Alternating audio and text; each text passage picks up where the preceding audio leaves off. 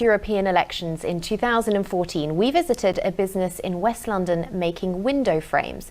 Everglades depended on East European labour at a time when the political pressure for immigration restrictions was growing. 5 years on, after a referendum vote to leave the European Union, which has not been delivered, our political editor Tim Donovan has been back to find out how the business is doing and what's changed. Yeah, I thought maybe we can have a look on the floor and then just check the quality and everything in the corner. Business has been good. They've almost doubled in size, and with window frames, like so many other things, there's new, better stuff hitting the market all the time. Does it look any different? It's 5 years, almost to the day, since we came to film here, ahead of the last European elections. Nearby, Polish workers used Belgian software to operate an Italian machine soaring through British aluminium. The benefits of being in the European Union by far outweigh the cost to us as a business.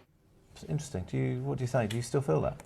I do. I strongly believe that. Do you remember when we did this?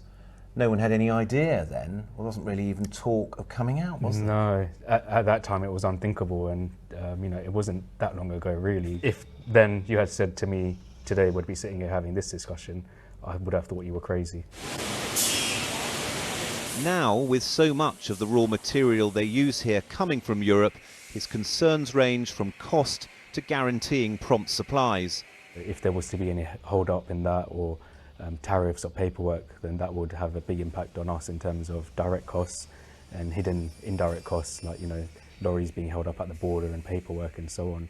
They've just finished a big contract fitting out new housing next to Wembley Stadium, but they're feeling the uncertainty that's now around. We're finding, where contracts were 100% looking like they were going to come to fruition, that people are backing off a little bit, not really giving you the go-ahead. They nearly gave up manufacturing altogether. 5 years ago, they told me here how Polish workers effectively saved this company.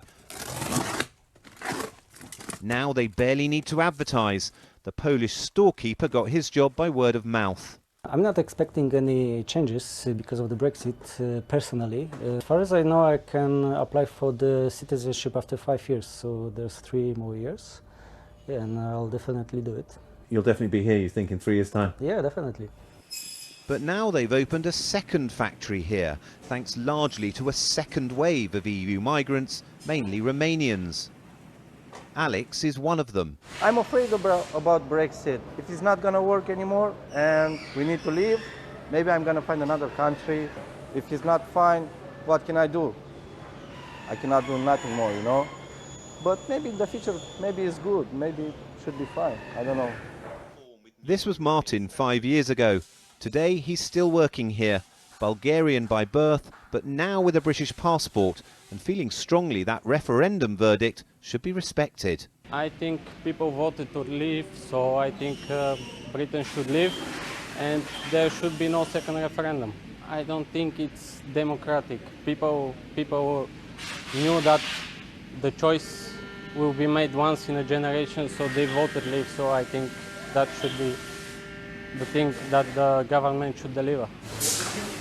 One way or another here, they want things resolved, to be able to plan ahead properly, though they don't expect much certainty anytime soon. Tim Donovan, BBC London News.